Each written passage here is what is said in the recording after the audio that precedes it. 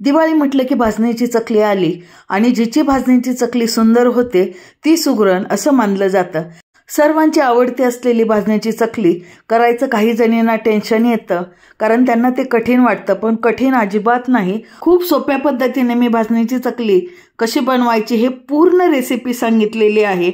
1 kilo भाजणीचं पीठ आणि त्यापासून खमंग चकली कशी करायची। पिठाची उकड घेताना कोणता सिक्रेट पदार्थ मिसळायचा म्हणजे भाजणीची चकली खुसखुशीत होईल, त्याचबरोबर कमी तेलकट होईल, तेलामध्ये विरघळणार नाही। चकलीचे पीठ दळण्यापासून ते तळेपर्यंत कोणकोणत्या स्टेप्स फॉलो करायच्या ह्या आपण पाहणार आहोत।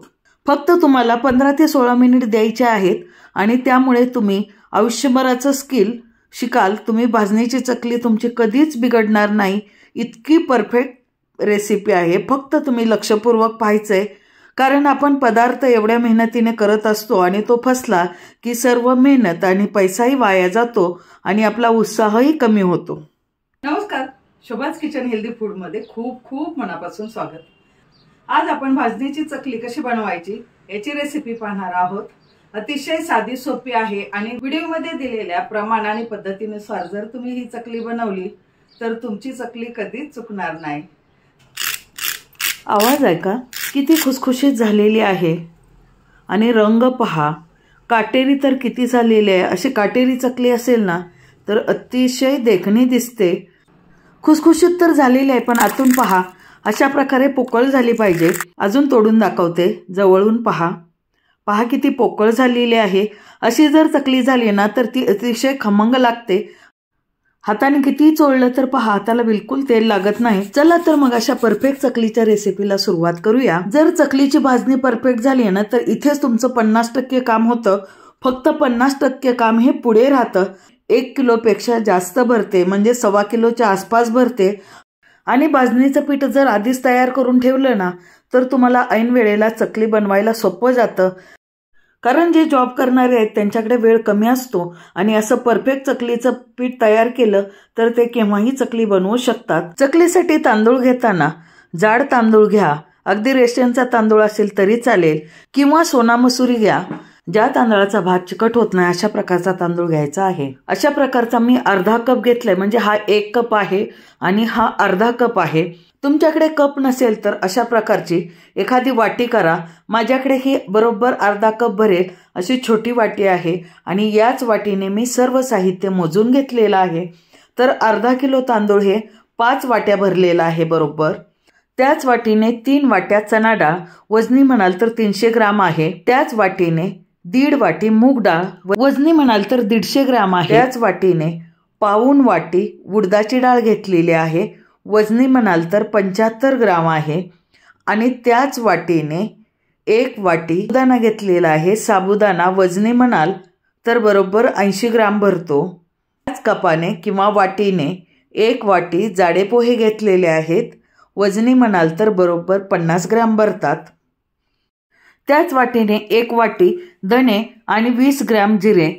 तांदूळ आणि सर्व डाळी 2 ते 3 पाण्याने स्वच्छ धुवून घ्यायच्या आहेत, कारण त्याला टिकण्यासाठी अनेक प्रकारच्या पावडरी लावलेल्या असतात। तर अशा प्रकारे सर्व डाळी आणि तांदूळ वेगवेगळ्या धुवून घेतलेल्या आहेत। आता ते सावलीत वेगवेगळ्याच सुकवायच्या आहेत। केव्हाही भाजणी भाजताना ही जाड तळाची आणि पसरट कढई घ्या। तांदूळ भाजताना फार भाजायचे नाहीत, तर अगदी तांदूळ फुलेपर्यंतच भाजायचे आहे। भाजणी जर फारच खमंग भाजली किंवा लालसर होईपर्यंत भाजली तर तुमची चकली ही तळताना तुटते किंवा ती जास्त तेल पिते। तर चकली भाजतानाही काळजी घ्यायची आहे। मध्यम गॅसवरती व्यवस्थित हलवून तांदूळ भाजायचे, म्हणजे ते व्यवस्थित भाजले जातात। तांदूळ अगदी फुलेपर्यंत भाजले, नंतर लगेच काढले आणि चण्याची डाळ डाग पडेपर्यंत भाजून घेतली, काढून ठेवली। फार खमंग भाजायची नाही। मूग डाळ आणि उडीद डाळ एकत्र करून घेतलेले आहे, कारण दोघींना भाजण्यासाठी सारखाच टाइम लागतो। हलका असा सुगंध येईपर्यंत भाजायचे आहे। त्याच कढईमध्ये साबुदाणा फुटेपर्यंत भाजायचा आहे। साबुदाणा भाजायला थोडा जास्त वेळ लागतो। त्यानंतर त्याच कढईमध्ये पोहे भाजून घ्यायचे। पोहे अगदी अर्ध्या मिनिटातच भाजून होतात। हलकासा कलर चेंज झाला की लगेच काढायचे आहेत। धणे आणि जिरे फक्त गरम करून घ्यायचे आहेत, त्यातील मॉइश्चर काढून टाकायचं आहे। अगदी उन्हात तुम्ही वाळवले तरी सुद्धा चालतील। अशा प्रकारे आपलं सर्व साहित्य भाजून झालेलं आहे। गार झाल्यानंतर हे सर्व साहित्य चक्कीतून बारीक दळून आणायचं, ज्याप्रमाणे आपण गव्हाचं पीठ दळतो तेवढं बारीक दळायचं किंवा घरघंटीवरतीही दळून आणू शकता. तर अशा प्रकारे मी चक्कीतून दळून आणलेलं आहे. पहा एवढं बारीक आहे. बाजरीच्या पिठावरती बिलकुल दळायचं नाही, कारण चकल्या आहेत त्या काळपट होऊ शकतात. आणि अशा प्रकारे 1 किलो आणि 200 ग्रॅम पीठ झालेलं आहे तयार भाजणीपासून. हे पीठ बरोबर 10 कप भरलेलं आहे, म्हणजे 1 किलोमध्ये 8 कप भरतं. तयार पिठातील अर्धा किलो पीठ म्हणजे 4 कपाच्या प्रमाणात मी तुम्हाला चकली बनवून दाखवणार आहे. आता चकली बनवण्यासाठी मसाला सुद्धा आपण घरीच बनवलेला आहे. तर त्यासाठी काश्मीरी मिरची पावडर, मीठ, हिंग, ओवा, पांढरे तीळ, हळद आणि तेल, तसंच एक सिक्रेट पदार्थ टाकणार आहे. त्यामुळे तुमची चकली ही 100% खुसखुशीत होते, तसंच तेल पीत नाही. आता ज्या कपाने आपण पीठ घेतलं त्याच कपाने आपण पाणी मोजून घेणार आहोत. तर 4 कप पीठ घेतलं तर 4 कपच पाणी घ्यायचं आहे, म्हणजे आपल्याला वरून बिलकुल पाणी घ्यावं लागत नाही. तर या पातेल्यामध्ये मी पाणी घेतलेलं आहे. आता त्यामध्ये 1.5 चमचा मीठ टाकलं. मीठ हे तुम्ही तुमच्या आवडीनुसार कमी जास्त टाकू शकता. 1.5 छोटा चमचा परफेक्ट प्रमाण आहे, म्हणजे चहाचा चमचा. आणि त्याच चमच्याने 3 चमचे पांढरे तीळ घेतलेले आहेत. 1 चमचा हिंग आहे, हिंग जरूर टाका. 1 चमचा ओवा हातावरती चोळून टाकायचा, म्हणजे स्वाद अधिक चांगला राहतो. आणि पाव चमचाच हळद टाकायची. 1 मोठा टेबलस्पून पावडर, ही काश्मीरी मिरची पावडर आहे, ती टाकली. 3 चमचे, त्याच चमच्याने 3 चमचे तेल टाकलेलं आहे. आणि आता एक सिक्रेट पदार्थ आहे की सेम चमच्याने साजूक तूप 1 चमचा टाकायचं आहे. म्हणजे पहा, आपण 4 कप पिठासाठी 3 चमचे तेल टाकलं आणि 1च चमचा तूप टाकलेला आहे.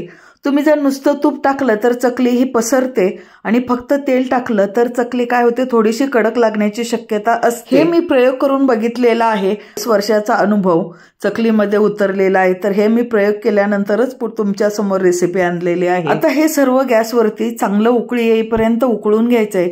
अशा प्रकारे खळखळ उकळी आलेली आहे आणि मगच त्यात चकलीची भाजणी टाकायची आहे. पाण्याला उकळी आल्यामुळे सर्व पदार्थ पाण्यामध्ये व्यवस्थित मिसळतात आणि मग पिठाच्या कणामध्ये मिसळले जातात. आता ज्याप्रमाणे आपण उकड काढतो त्याचप्रमाणे बेलनच्या सहाय्याने सर्व पीठ घेरून घ्यायचं आहे. आता गॅस हा मी स्लो केलेला आहे आणि सर्व पीठ घेरून झाले की गॅस बंद केला. पातेलं गरम आहे, एका हाताने पकडलेलं आहे.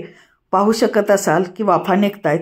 आणि असं गरम असतानाच सर्व पीठ व्यवस्थितपणे पाण्यामध्ये मिक्स होईल अशा प्रकारे बेलनच्या सहाय्याने किंवा चमच्याने मिक्स करून घ्या. आता सर्व पीठ मिक्स करून झालेलं आहे. पाहू शकत असाल ज्याप्रमाणे आपण मोदकाला उकड काढतो ना, त्याचप्रमाणे उकड काढायची आहे. आणि आता ही उकड आहे ती घट्ट झाकणाने 20 मिनिटांसाठी बंद करून ठेवायची आहे. परफेक्ट चकलीसाठी इथेच तुमचं 20% काम होतं. आता 15-20 मिनिटं झालेली आहेत आणि आता आपण हे अजून गरम आहे पीठ. आणि पहा असं पाणी सुटलेलं आहे, म्हणजे आतमध्ये पण आपली प्रोसेस कुकिंग चालू होती. पहा सर्व पीठ आपलं निघालेलं आहे. पातेल्याला बिलकुल चिकटलं नाही. आणि मोठ्या परातीमध्ये 5 मिनिट व्यवस्थितपणे गोळा करून घ्यायचं आहे, म्हणजे मळून घ्यायचं आहे. हाताला सोसवेल एवढंच गरम आहे, त्यामुळे तुम्ही मळू शकता. गरम असतानाच एकत्र करणं, एकजीव करणं गरजेचं आहे. तर अशा प्रकारे मी 5 मिनिट छानपैकी पीठ मळून घेतलेलं आहे आणि असा घट्ट गोळा झालेला आहे. आणि पीठ पहा परफेक्ट प्रमाणात घट्ट झालेलं आहे. कुठेही चमचाभर पाण्याचा सुद्धा वापर केलेला नाही, म्हणजे जेवढं पीठ तेवढंच पाणी घेऊन आपण सर्व पीठ मळलेलं आहे. आणि फार घट्ट केलं तर चकलीचा तुकडा पडतो, म्हणून हे प्रमाण एकदम योग्य आहे. आता लगेचच चकल्या करायला घ्यायच्या. जेवढं पीठ चकलीच्या साच्यामध्ये बसेल किंवा सोऱ्यामध्ये बसेल किंवा आमच्याकडे शेवगा म्हणतात तर शेवग्यामध्ये बसेल तेवढंच पीठ घ्यायचं आणि पुन्हा 5 मिनिट छानपैकी अशा प्रकारे मळून घ्यायचं. आता सोऱ्यामध्ये किंवा साच्यामध्ये चकली घालताना प्लेन बाजू आतल्या दिशेने आणि खडबडीत बाजू बाहेर येईल अशा प्रकारे चकती बसवायची आहे. साच्याला आतून तेलाचं ग्रीसिंग करायचं, म्हणजे पीठ चिकटत नाही. साच्यामध्ये पीठ भरताना एक सलग होईल एवढा एकदम गोळा करून घ्यायचा आहे. थोडं थोडं पीठ भरायचं नाही. दाखवल्याप्रमाणे अशा प्रकारे गोळा करून घ्यायचा आणि मग भरायचं. जर थोडं थोडं पीठ टाकलं ना म्हणजे चकली बनवतानाच तुटते, म्हणून सलग पीठ येईल एवढा गोळा तयार करून मग पीठ भरायचं आहे. आणि अशा प्रकारे चेक करून पाहिलं, पहा किती काटेरी आलेली आहे आणि सहज पाडली जाते. आता काय करायचं, टिश्यू पेपरवरती पाडून घ्यायची. तुमच्याकडे डिश असतील एकसारख्या त्याच्यावरती पाडू शकता.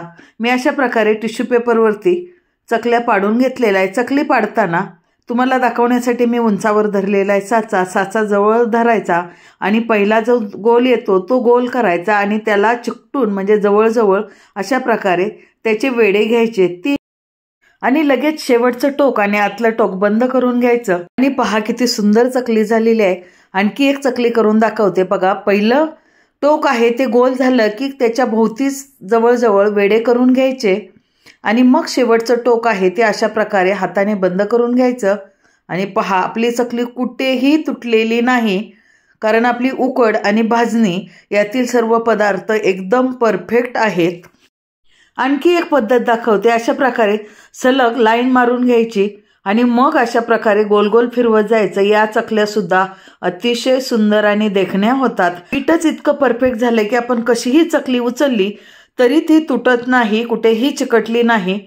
3 किंवा 4 वेळेच्या चकल्या बनवायच्या म्हणजे त्या चकल्या हँडल करणं आणि तळणं सोपं जातं। अशी चकली व्यवस्थितपणे तळली जाते आणि एका साच्यामध्ये 12 चकल्या तयार झालेल्या आहेत। मध्यम गॅसवरती जाड तळाची आणि पसरट कढई ठेवलेली आहे आणि तेल आपलं छानपैकी गरम झालेलं आहे। चेक करून पाहिलं, थोडासा गोळा टाकला तो पटकन वरती आलाय म्हणजे आपलं तेल हे कडक तापलेलं आहे। आता काय करायचं, चकली तळताना फार स्लो गॅसवरती तळायची नाही किंवा हाय फ्लेमवरती सुद्धा तळायची नाही। तसंच तेलाचं टेम्परेचर हे मेंटेन करत आपल्याला चकल्या तळायच्या आहेत। तर तेल हे मध्यम कडक हवं। त्यानंतर जेवढ्या चकल्या बसतील तेवढ्याच चकल्या टाकायच्या आहे आणि आता गॅस हा मध्यम टू लो करतच आपल्याला चकल्या तळायच्या आहेत। फार स्लो गॅसवरती जर तुम्ही चकल्या तळल्या तर त्या फार तेल पितात, तशाच तेलाचं टेम्परेचर कमी होतं आणि सर्व चकल्या ह्या तुमच्या तेलात पसरतात। म्हणून चकल्या टाकल्यानंतर काही सेकंदासाठी गॅसची फ्लेम ही हाय करायची आणि चकल्या टाकून झाल्या की मध्यम टू लो करत तेलाचं टेम्परेचर मेंटेन करत आपल्याला चकल्या टाकायच्या आहेत। आता इथे मी पसरट आणि मोठी कढई घेतलेली आहे, त्यामुळे एका वेळी मी 8 चकल्या टाकलेल्या आहेत आणि चकल्या ह्या आपल्या छोट्या आकाराच्या आहेत। बघा थोडीशी जागा शिल्लक आहे, अशी जागा शिल्लक ठेवायची। भरगच्च चकल्या एकदम टाकायच्या नाहीत, नाहीतर आपल्या तुम्ही कितीही चकल्या चांगल्या केल्या तरी तळताना जर तुमचं चुकलं तर तुमची सर्व मेहनत पाण्यात जाते। म्हणून तेलाचं टेम्परेचर मेंटेन करत चकली तळणं हे मोठं स्किल आहे। ह्याला फार नाही, सुरुवातीला गॅस फास्ट करायचा, नंतर स्लो करतच तळायचे आहे आणि आपल्याला वाटलं की तेलाचं टेम्परेचर कमी होतंय मग मध्यम गॅस करायचा आणि वाटलं की तेलाचं टेम्परेचर फार हाय होतंय तर लगेच स्लो करायचा। तर असं तेलाचं टेम्परेचर मेंटेन करत चकल्या तळायच्या आहेत आणि एक चकलीची बॅच तळण्यासाठी आपल्याला 4 ते 4.5 मिनिट लागतात। म्हणजे तुम्ही इथं पेशन्स ठेवणं गरजेचं आहे, कारण काय होतं जर तुम्ही खूप घाई केली तर वरून चकल्या ह्या तळल्यासारख्या वाटतात, कडक दिसतात आणि 2च दिवसात चकल्या नरम पडतात। चकली तेलात टाकल्यानंतर बुडबुडे फार येतात। आता पहा बुडबुडे कमी झालेले आहेत, तेव्हाच झाऱ्याने चकली ही उलटवायची आहे। चकली योग्य वेळी उलटवणं हे सुद्धा गरजेचं आहे, नाही तर काय होतं एका साईडने चकल्या ह्या फार डार्क होतात आणि दुसऱ्या साईडने फिक्कट होतात। तर चकल्या ह्या अधूनमधून योग्य वेळी हलवायच्या आहेत, म्हणजे त्या पलटी करायच्या आहेत, म्हणजे सर्व चकल्या ह्या व्यवस्थितपणे आतून भाजल्या जातात आणि कलर सुद्धा एकसारखा येतो। त्याचप्रमाणे एकाच वेळी सर्व चकल्या करून ठेवू नका, कारण काय होतं की सुरुवातीच्या चकल्या व्यवस्थित तळल्या जातात आणि ज्या वाळलेल्या चकल्या असतात किंवा सुकलेल्या चकल्या असतात त्या जास्त तेल पितात किंवा तेलामध्ये सुटतात। म्हणून एका वेळी 10 ते 12 चकल्या बनवा, त्या तळून घ्या, नंतर दुसऱ्या बनवा, नंतर त्या तळा, म्हणजे तुमचे चकल्या ह्या एकदम परफेक्ट होतात। व्हिडिओमध्ये सांगितलेल्या सर्व स्टेप्स व्यवस्थित फॉलो करा, म्हणजे एक जर व्हिडिओपासून तुम्ही चकली भाजणी बनवत असाल तर त्याच व्हिडिओपासून चकली कशी बनवतात हे पूर्ण कंप्लीट करायचं, म्हणजे बारकावे सर्व त्या क्रिएटरने त्यामध्ये टाकलेले असतात। आणि पाहू शकत असाल किती आपल्या सुंदर चकल्या झालेल्या आहेत, कलरही खूप अप्रतिम आलेला आहे, तसंच एकसारख्या आकाराच्या आहेत। पाहू शकत असाल कुठेही आपल्याला तेलकट दिसत नाहीत आणि एकही चकली तेलामध्ये सुटलेली नाही किंवा विरघळलेली नाही। आता चकली परफेक्ट झाली, खुसखुशीत भाजली गेलेली आहे किंवा तळली गेलेली आहे, हे कसं ओळखायचं, तर अशा प्रकारे आवाज आला पाहिजे। पहा पहिलाच घाणा मी तळलेला आहे आणि आवाज कसा येतोय पहा चकलीचा, म्हणजे किती परफेक्ट झालेली आहे। अजून चकली गरमच आहे, खूप काटे आलेले आहेत, अगदी काटेरी झालेली आहे। आणि कमी तेलकट आहे, अजून गरमच आहे तरीसुद्धा पहा. दुसरी बॅच तळताना लगेचच चकल्या टाकायच्या नाहीत, तर पुन्हा काय करायचं की थोडा गॅस हाय करायचा आणि तेलाला चांगला ताव येऊ द्यायचा. गॅस हा मध्यम करायचा आणि पुन्हा मग चकल्या टाकायच्या. तुम्ही थंड तेलात जर चकल्या टाकल्या तर चकल्या ह्या तेलात विरघळू शकतात आणि फार कडक तेलात तळली तर बाहेरून भाजल्यासारखी वाटते किंवा तळल्यासारखी वाटते आणि ही चकली 4-5 तासातच नरम पडते. दुसरी बॅच सुद्धा पहिली बॅच आपण ज्याप्रमाणे तळली त्याचप्रमाणे तळायची आहे. उरलेलं 30% काम आहे ते तुमचं चकली तळण्यामध्ये असतं. म्हणजे काही जणींची बघा भाजणी व्यवस्थित करून उकड करून चकली व्यवस्थित तळली जाते. सुरुवातीला कडक वाजते आणि नंतर नरम पडते. त्याचं एकमेव कारण म्हणजे चकली तळताना घाई करणे किंवा पेशन्स नसणे. त्याचप्रमाणे प्रमाणापेक्षा जास्त मोठ्या चकल्या बनवणे यामुळे सुद्धा तेलाचं टेम्परेचर मेंटेन राहत नाही आणि मग चकली नरम पडते. म्हणून चकली तळताना तेलाचं प्रमाण, कढईची साईज आणि चकलीची साईज ह्याचा मेळ घालायचा आहे. म्हणजे चकल्या 3 ते 4 वेळेच्या असतील तर हँडल तळणं सोपं जातं. तसंच चकली तळताना झाऱ्यामध्ये अशा प्रकारे व्यवस्थितपणे उभी करून घ्यायची, म्हणजे सर्व तेल निथळलं जातं व्हिडिओमध्ये दाखवल्याप्रमाणे. तसंच काढल्यानंतरही कशा प्रकारे ठेवायची हे पण मी पुढे दाखवणार आहे. पाहू शकत असाल दुसरी बॅचसुद्धा आपली तेवढीच सुंदर झालेली आहे. कुठेही चकली आपली सुटलेली नाही किंवा विरघळलीसुद्धा नाही. आता इथपर्यंत तर तुमची चकली छान झालेली आहे, पण इथून पुढेही थोडंसं काम राहतं की चकली काढल्यानंतर ती ठेवायची कशी. तर अशा प्रकारे पसरट भांडं घेतलेलं आहे खोलगट आणि त्याच्याखाली मी टिश्यू पेपर टाकलेला आहे आणि प्रत्येक चकली ही मी उभी ठेवलेली आहे. म्हणजे काय होतं, जे काही तेल असेल ते सर्व व्यवस्थितपणे नितळलं जातं आणि आपल्या चकल्या ह्या तेलकट होत नाहीत. तसंच चकल्या लगेचच गरम असताना डब्यात भरायच्या नाहीत. चकल्या ह्या पूर्णपणे गार होऊ द्यायच्या. तसंच गार करताना वरती फॅन चालू करायचा नाही, तर नॉर्मल टेम्परेचरला चकली ही गार झाली पाहिजे आणि पूर्णपणे गार झाल्यानंतरच आपण चकली एअर टाईट किंवा हवाबंद डब्यामध्ये चकल्या भरून ठेवायच्या आहेत, जेणेकरून बाहेर हवेशी संपर्क येणार नाही. आणि अशी सर्व काळजी घेऊन झालेल्या चकल्या या अप्रतिम चवीच्या होतात, भन्नाट होतात. जेवढी छान दिसते तेवढीच छान लागते. तर आवडली ना चकलीची रेसिपी?